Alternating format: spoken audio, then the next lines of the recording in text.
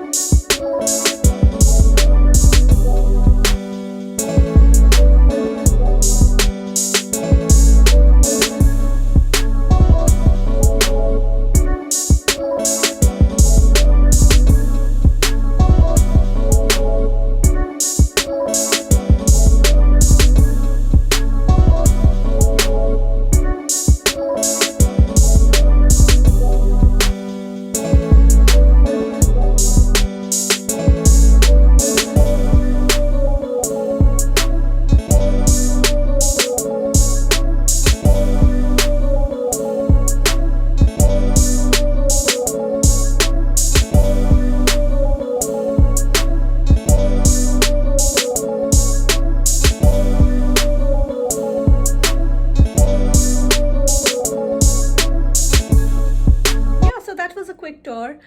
This actually brings back so many memories from my first year when I first moved into a room like this one.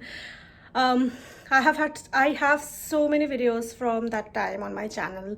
My quarantine room tour, which was in this building, what I eat in a day, everything basically, many other Oxford vlogs. There is actually a whole Oxford playlist.